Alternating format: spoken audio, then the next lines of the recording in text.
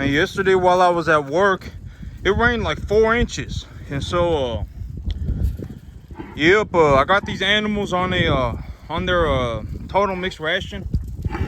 And so their total mixed ration is a commodity corn mixed with a 20% creep pellet, 20% protein creep pellet. And then that's the grain portion of their diet. So I'll give them 4 bags of 20% creep pellet a day, and I'll mix that with 2 buckets of corn.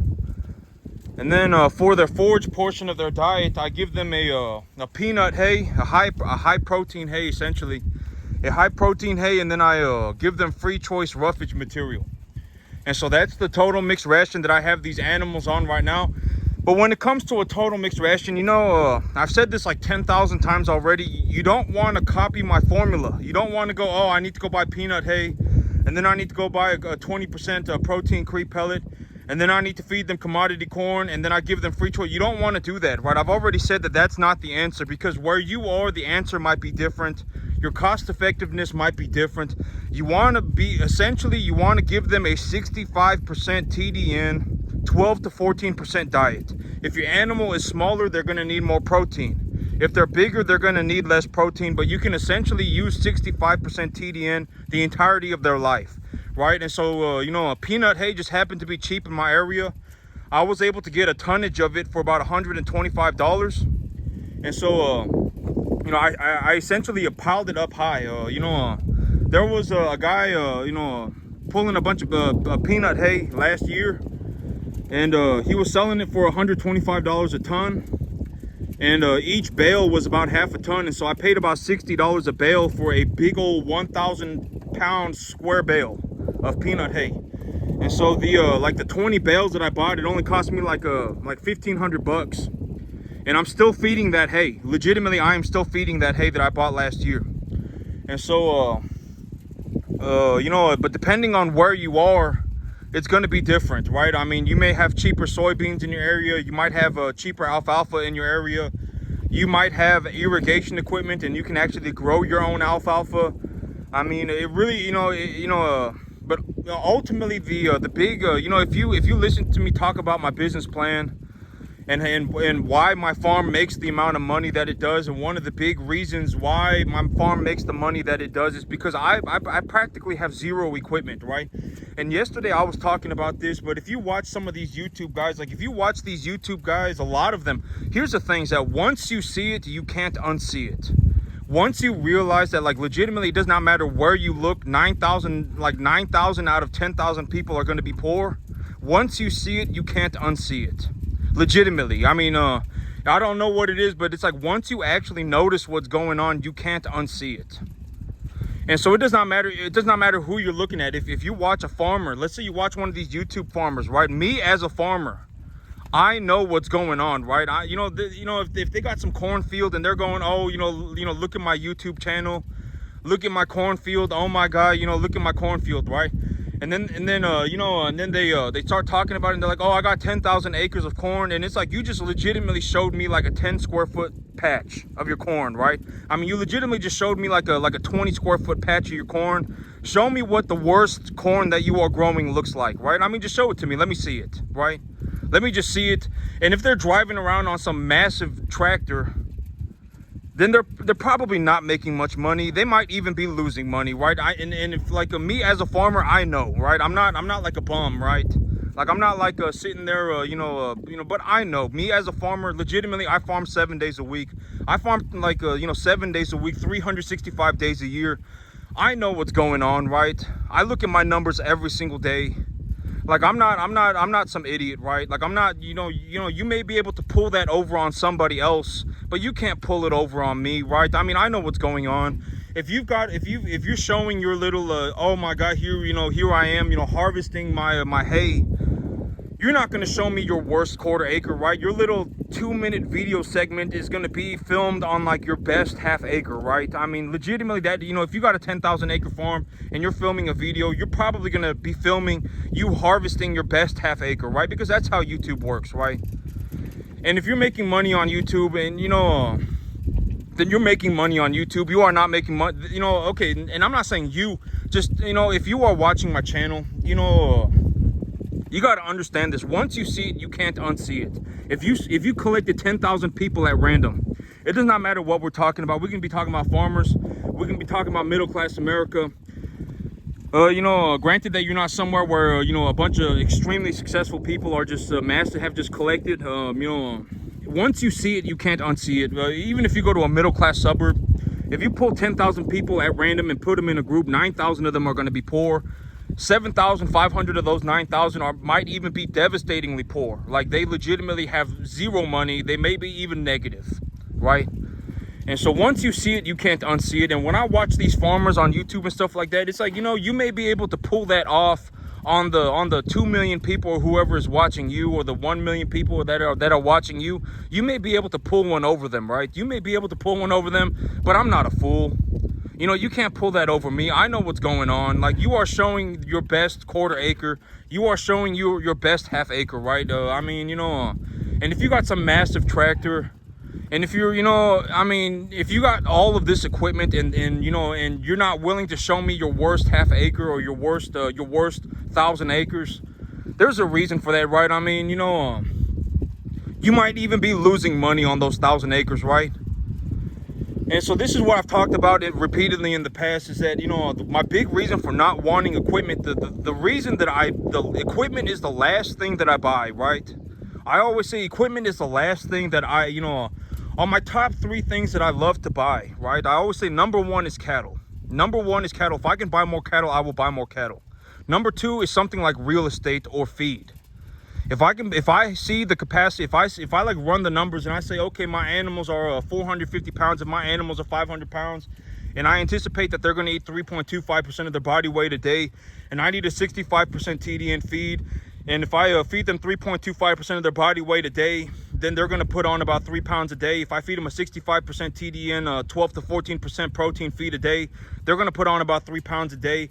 And if they're at about, let's say 500 pounds, and they need to eat about 17.5 pounds of food, 17.5 pounds of food is going to cost me right now. You know, there's a you know, a local farmer, you know, pulled a whole bunch of soybeans or something. They harvested a whole bunch of soybeans and got a forage analysis done on it. And the forage analysis is spot on, right what I need. It's a, you know, 13% protein, 12.5% protein, 14% protein, and it's about 65% TDN. I can legitimately just feed them the soybeans. And if the energy's a little low, if the energy's at like 60, that's perfect, because now I can feed some commodity corn, right? I mean, you know, and if I run the numbers and I say, okay, if I purchase 50, you know, if I have to feed these animals on average 15 pounds of, let's say they're at 500 pounds.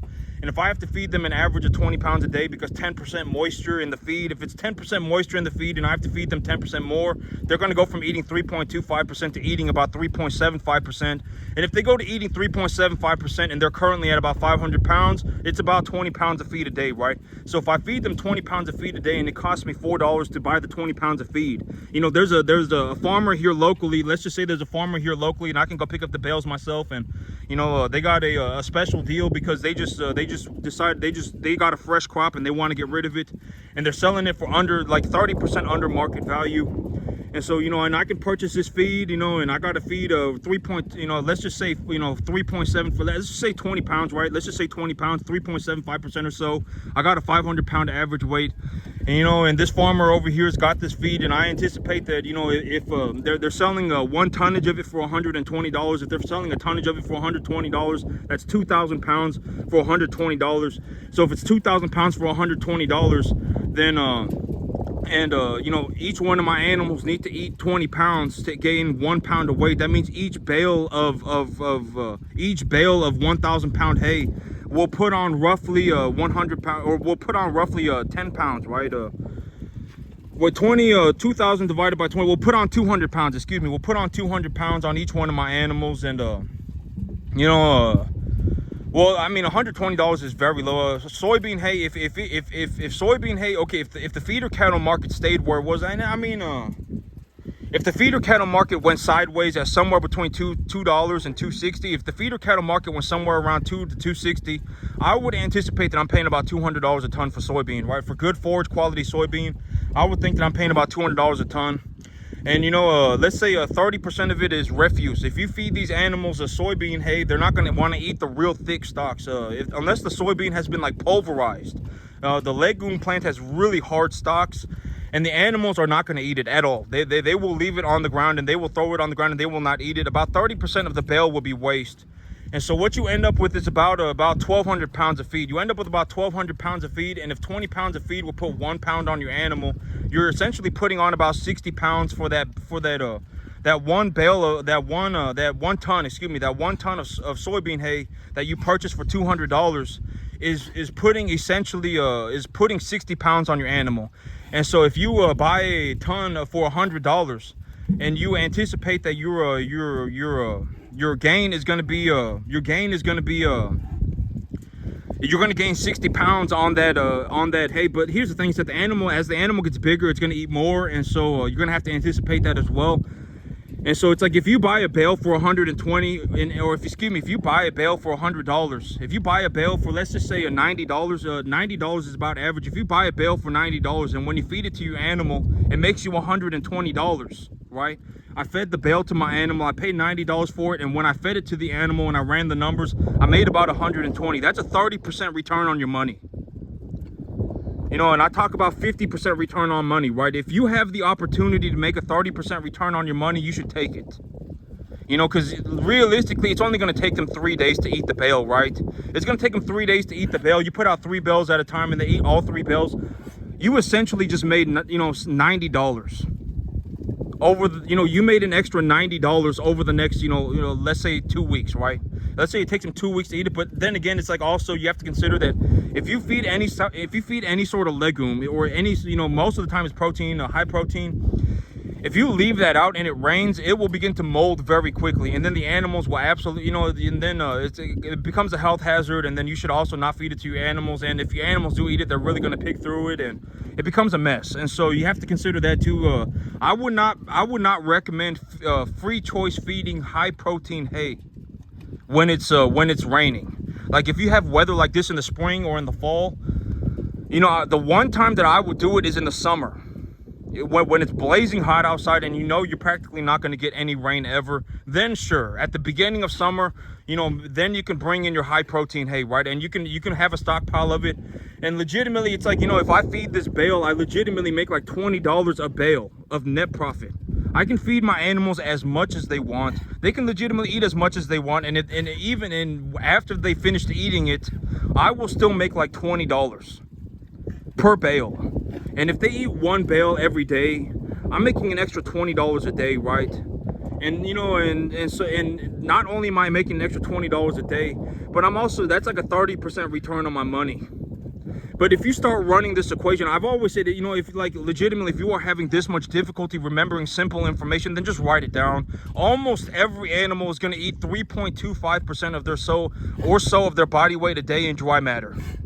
So if you have a feed, like if you have silage and it's very wet, they're going to need more of that, right? If your feed is very wet, they're going to need to eat more. In terms of total weight, they will need to eat more. If your feed is very dry, they will eat less, right? If it's 10% moisture, 10% of what they are eating is water. If it's 50% moisture, 50% of what they are eating is water.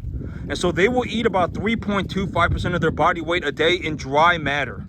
You know, I've said this repeatedly, right? If you are legitimately having a very difficult time remembering very simple information, you should just write it down. Write it down, right? And then you can, you know, I do the same thing all the time. When I look at animal feed, right? I've said this repeatedly. When I look at animal feed, I look for 65% TDN, 12 to 14% protein all the time. Right, all the time, and then I run the numbers. Okay, the average weight of my herd is about 500 pounds. The average weight of my herd is 500 pounds, and the moisture content of this bale is 10%. And so roughly, I'll need to feed about 4% of their body weight a day. 4% of their body weight a day at 500 pounds is 20 pounds of feed a day. If that 20 pounds of, and then, you know, if I feed them this hay, you know, from what I have, the information that I've collected in the past, you know, if I feed them this particular hay, like it's a soybean hay, they're going to leave about 30 to 40% of it on the ground. And most of it is going to be like the super woody stems. They won't want to eat the super woody stems. They're going to throw the big branches on the ground. They're not going to want to eat it. It's going to be about 30, 40% of the bale. And so if you got a farmer over here selling a tonnage of soybean hay for like you know, they got 1,000 pound bales, and they're selling a 1,000 pound bale for 80 bucks, and they're selling a 1,000 pound bale for 75 bucks, 90 bucks, whatever it may be, depending on the quality of the forage analysis. When you look at the forage analysis, if the forage analysis is good, they will charge more per bale. And you know, and so, you know, this protein hay that I got right now, the peanut hay, has a lot of dirt in it. It has a lot of dirt in it, and it weighs the bales down very heavily. But I mean, for about $120 a ton, 18% protein, I mean, it's okay. I mean, would I do it again? Maybe not. I mean, you know, I can find different, you know, in the summer I can find soybean hay for about the same price, and I would honestly rather feed soybean hay, even if it cost me an extra, you know, $40 a bale. I would rather, even if it cost me an extra 30% per bale, I would rather feed soybean. Because especially, you know, if these animals are eating a lot of dirt, it's not good for them. You're right, it's not good for their lungs. They'll be inhaling it while they're eating, and so that's not good for them either. And so, you know, but I use the same numbers all the time. Legitimately, I use the same numbers all the time. It's 3.25% of their body weight. You take their average weight, and then you calculate that with the feed that you buy, and the feed that you should feed, you know, the feed that you should be feeding your animals is somewhere between 12 to 14% protein, 65% TDN forever. Legitimately, if the answer changes, if one day I wake up and then I'm like, oh my God, 65% TDN was wrong, it needs to be 75, then I will let you know. But realistically, 65%, because here's the thing, you're not going to be able to do exactly, you know, you're not going to know whether your feed is 65% TDN or 70% TDN, right? And so I always say, if I'm 93% correct, what does it matter? It doesn't, right? I mean, it's more than fine. Like if you let's say you're feeding your animals, and I always say, if you want to gauge what is going on with your animal instantaneously, the way you do it is you look at the manure, right? I mean, like, look at this manure, right? This manure is just a tiny little bit stacked up, just a tiny little bit, but it's not the end of the world, right? I mean, realistically, you know, this is a sign that I do want to increase the amount of protein and possibly even energy in their diet. But here's the thing, it's like, you know, it's probably protein, because right now I'm feeding them a good bit of energy, you know, but you know, maybe I increase the amount of the corn that I'm feeding them too. I'll feed them a little bit more corn. But you know, if you want to get an instantaneous gauge of what is going on with your animal, you should just look at their manure, right? I mean, just look at their manure, go on the internet, look up manure score, and you know, a 3 is right down the middle, 1 to 5, and 5 is like they're pooping out balls, and 1 is like straight up just liquid gas, and then number 3 is right in the middle. It's just kind of like your average manure pile, right? And so, you know, if you want to know what's going on with your animal instantaneously, the way you do it is you look at their manure. If they're at a 2 or a 4, it's not that big of a deal, but you should, you know, you should get on top of that. You should figure that out, what's going on with your animal, and reconsider the things, and think objectively in the correct direction, and figure out what you need to do, right? And so, I mean, but it just is what it is. I mean, when I make these videos, I'm legitimately giving you the best information that I can. Nobody showed up on a video one day and was like, legitimately, I am making money like you would not believe. I make a ballistic amount of money in the cattle business. A ballistic amount of money, right? I mean, most people can't make money like me in the cattle business on a 100-acre farm. You know, it's kind of unheard of to see someone on a 10-acre field being like, oh yeah, you know, there was a month where I made 40 grand, you know. On the average month, I legitimately make like, you know, because here's the thing about money is that, you know, money, I've always said money, okay, here's the thing. Okay, so when you have an investment portfolio, the idea of an investment portfolio, and here's the thing about money, right? You will not be able to make enough money working. You will not. I mean, forever you will not, because here's the thing. You will have to have an investment portfolio. If you do not have investments, chances are you will always be struggling for money all the time. Because here's the thing, right? Like me, I'm standing here making this video. Guess what? I'm still making money. My cattle are out there eating the grass. I'm making money, right? I mean, legitimately, I make money 24/7. Even if I'm asleep, I make money. My cattle are still out here eating. You know, they're chewing on some hay. They're just, you know, whatever they may be drinking some water.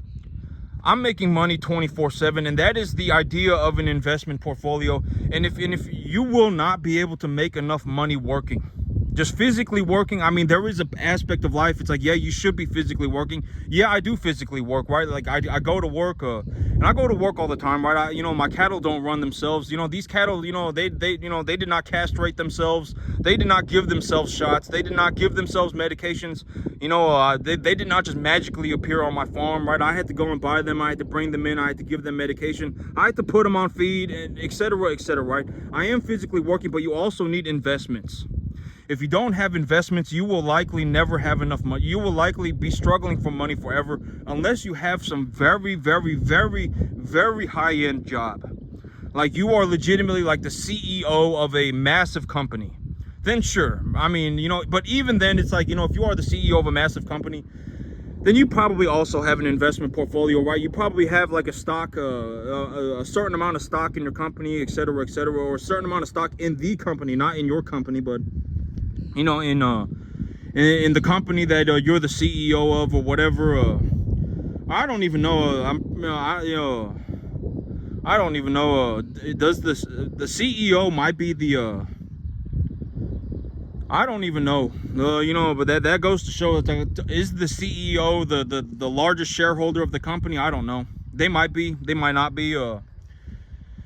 I don't know, but you probably do have, but you're going to need investments, right? And even right now, when I'm making this video, guess what? I'm still making money. When I'm asleep and I'm sleeping in my bed, guess what? I'm still making money.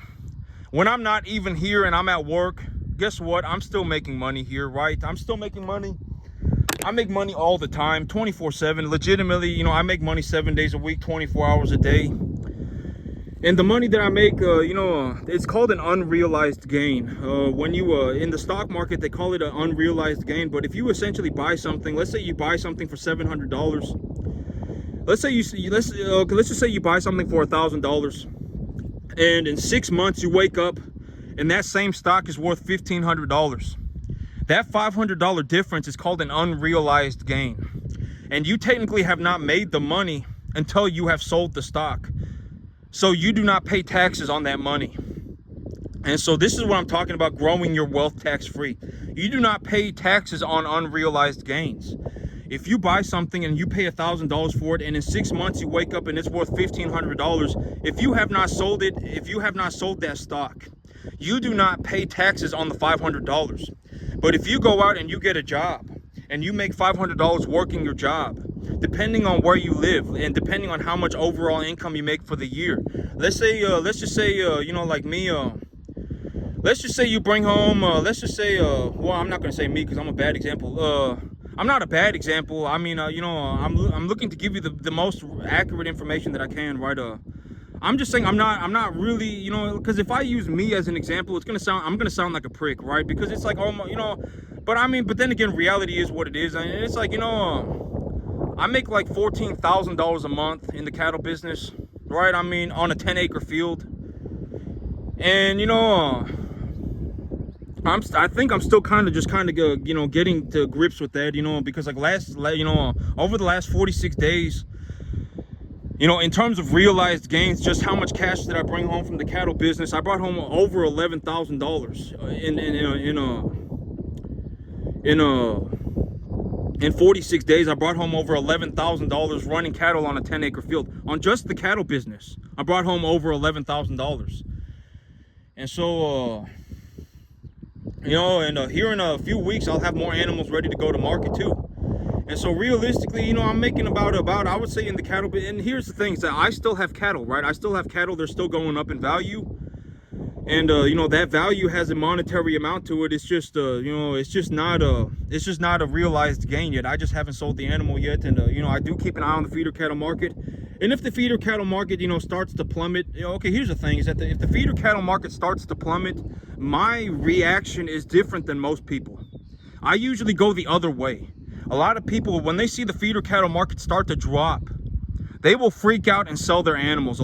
You see this a lot. If you go to the sale barn and you see a lot of cattle on the market,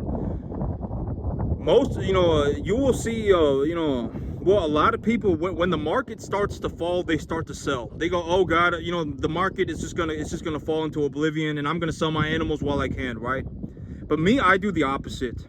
If the market starts to fall, I say, oh, well, here is my chance to buy some more animals for cheaper. Legitimately, that is how I see it. Because it's like, if the market starts to fall, I'm not going to panic and sell all my animals, because my animals, the amount of money that it costs me to put weight on my animals is nearly negligible, right? It costs me, like if I raise one of these animals on my farm for 5 months, and in the 5 months, they put on about, let's say 350 pounds, 400 pounds. For me to raise that animal for 5 months, it legitimately, if I, per animal, it's going to cost me like $15 an animal. And so, if it's 5 months, it's legitimate, okay, not 15, no, that was wrong. Like $25 to $30 an animal. It's going to cost me like $125 to $150. And it's like, if I bought the animal for $800 and I put $200 into the animal just to make the math easy, and I put $1,000 into the animal, and let's say the animal, when the feeder cattle market is at 250, or is at 250, 260, let's say I get at 800 pounds, let's say I get $1,700 for the animal. If the feeder cattle market's it falls to $2, and I get, and I make a $1,200, $1,400 an animal, I still made $250 to $400. It doesn't matter to me, right? I mean, if I was in a situation where I had a bunch of equipment, oh, I got to pay for this tractor, I got to pay for this lease, oh man, I got to pay for, all of this feed, I got my animals on a total mixed ration all the time. I have to constantly feed them food, and I have to constantly buy that food. Then yeah, I would be worried, right? I would be worried if the grain prices were going higher. Yeah, I would be worried, right? I mean, if I was in that situation, I would be worried. But the reason that I set up my business the way that I did is because, essentially, it's just a massive, there is a reason why I set up my business the way that I do, right? If the feeder cattle market falls, I don't really care. I don't need any equipment. I don't need a baler. I don't need anything. My cattle walk around and eat the grass for me. I just grow the grass for them. When I give them a total mixed ration, I'm not giving them, total mixed ration all the time, right? And when I do see an opportunity to buy feed at a cost-effective price that is financially beneficial to me, then I will buy that feed then and store it. I will put it in storage and feed it to the animal throughout the year, right? I mean, there is a reason why I set up my business the way that I do. And there is also a reason why I make so much money in the cattle business. All right, and this is what I mean by, if you're poor, the only thing you're gonna know is to be poor. And if you're rich, you're gonna know what it takes to be rich.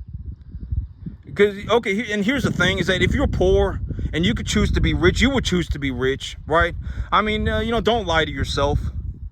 If you're legitimately poor and you could be rich, you would choose to be rich. But the reason you don't choose to be rich is because being poor is all you know. And you exist in a universe that encourages you to be poor, right? The microcosm of a universe that is your existence is a place that encourages you to be the way that you are. And it's ultimately leading you to be poor. And I'm just gonna say it because, I mean, that's one of the things that I've realized is that, I'm gonna get paid anyway. And I may as well just be honest, because if I lie, then it's not gonna do anything. Like, if I legitimately sat out here and I said, everyone's gonna make it, everyone deserves to go on a La La Land adventure, you're fine just the way you are, there's nothing wrong with you, you just happen to be poor because you're a good person, and I feel bad for you. If I said that kind of stuff, I mean, I would rather throw myself off a bridge. That is not true. You are poor for a reason, right? And I've always said that being rich is not a set amount of money. It's not a set amount of money. Being rich is essentially you just have more money than you could ever use. I mean, legitimately, if you bring home, let's say if you realize that you're making $20,000 a month and you spend $4,000 a month, it costs you $4,000 a month to buy whatever you want. You buy a truck, you buy a tractor, you got yourself a nice home, and it costs you $4,000 a month to do all of that, and you're bringing home 20 grand, then you're rich. Instantaneously, you are rich. If you are, and here's the thing, and this is why, I don't like using my numbers. When I use my numbers, it's going to seem unrelatable to y'all. But you got to understand that this is just as hard as it is for you as it is for me. Like, if you went out and you tried to run a 10-acre farm and make yourself $14,000 a month, $12,000 a month on a 10-acre field, you would find out how hard this is. This is almost impossible, and you're not going to understand that unless you try. And so I don't feel like, okay, here's what I mean to say. I don't feel like a dick saying it. I feel like and I feel like the only reason that I feel like a dick is because I think it's gonna hurt your feelings. When I talk about my money, it's gonna hurt your feelings. But I've as of right now, I've come to the conclusion that I don't care about your feelings. It is what it is. I mean, if you want to see how hard this is, go and try it for yourself. Nobody's stopping you. America's a free country. You can go and do it if you want, and then you can go and find out for yourself. In terms of just realized gains, how much cash do I bring home every month? It's going to be about $6,000 a month. In terms of the appreciation value of my animals every single month, it's going to be about another $6,000 a month. So that's about $12,000 a month that I'm currently making in the cattle business on a 10-acre field. And the thing is if I don't need any more cash, I'm not going to liquidate my assets, because why would I liquidate my assets and just death grip cash? There's not any reason for me to do that, right? If my animals are going up in value, I would rather just let them go up in value, right?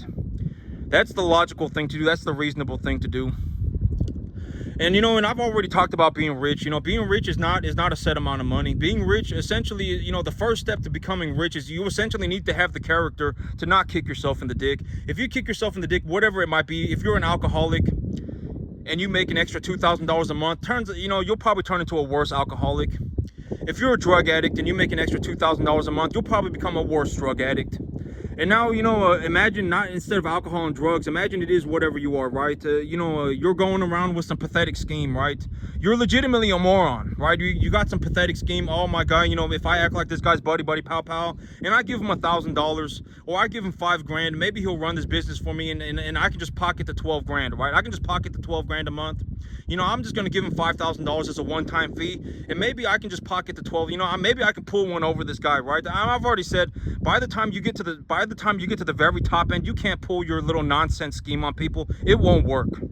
By the time you get to the very top end, top end of people, it doesn't matter what it is. It doesn't matter what your nonsensical scheme, moron plan is. It's not going to work. You might sit there and you might legitimately be dedicating like 3 hours a week into coming up with your moron plan. But you should probably think that plan over and go and do something else, right? Because it's never going to work. It's not going to work, right? Oh my God, maybe if I give him $5,000, maybe if I give him $5,000, then, maybe I can pull one over him and then I can just pocket the 12 grand a month, right? If that is you, congratulations. Now now at least you are 100% aware that you can't hide in the tall grass. I mean, you are poor for a reason, and it's not going to work, right? I mean, it's not going to work. And I've already said, when it comes to the cattle business, I would not start with cattle. I would start with hay, because if I started with hay, if you legitimately, you can plant enough grass to feed like 50 animals for about $2,000. It will cost you about $2,000, and you can legitimately feed 50 cattle on that $2,000, right? You can plant your hay, and when your hay comes in and you think that you take a look at your hay and you go, okay, 90% of my hay is or 50% of my hay is currently got a flag leaf on it, so I need to start bringing in cattle, and I'm going to put cattle on this, and I'm just going to have them graze it, and once they're done grazing it, I will just sell them again, and I will make it, and at that point you can make yourself an extra $1,000 or $2,000 a month, right? And I've already said, I would not start in the cattle business if it was me. And I'm being as sincerely just straightforward as I can with you. I'm not, the thing about, okay, here's the thing about misinformation, or about me being oversimplifying things. Like, oversimplification is borderline misinformation, right? The thing you're not going to understand when you watch me is how impossibly hard this business is. That's the one thing that you will not be able to realize until you go and do it yourself. This business is almost impossible. And that's the thing about that is that you won't be able to even, come close to understanding what that feels like unless you try it yourself. And so, this is a bit of an oversimplification, but the reason that I am giving this answer is because, let's say you go out and grow hay and you try and plant, or you not try, you either do it or you don't. You go and you plant some hay, right? And your hay fails. It just doesn't come in very good. Well, then it's like, oh, well, and you planted 10 acres. Well, then it's like, now you're only at a loss for $2,000, right? You're only at a loss for $2,000. It's not that big of a deal. You can try again next year, right? The $2,000, you can find out a way to figure that out, right? But chances are, if you've been watching my video, you already know more than 90% of all the farm. You know more about farming than 90% of all the farmers on the freaking planet, and you may not have even touched a tractor in your entire life. If you've been watching my videos on a regular basis, you already know more about farming. In terms of head knowledge, you already know more about farming than any person on the freaking planet. The 99% of all the people on the freaking planet, you already do, right? And if you've been watching from me for any extended period of time, and you legitimately go out and you legitimately cannot plant grass at all, you legitimately just cannot do it, you fail utterly, then I mean, then that's a sign that maybe you're a moron. I mean, I don't know what you've been doing this entire time. Maybe you should start writing things down. Like, if you're gonna go and plant some grass, maybe you should write it down, right? I'm gonna plow the field first, and I'm gonna put the positively charged fertilizer on the field before I plow it, because when I plow it, the positively charged fertilizer is gonna go into the ground, right?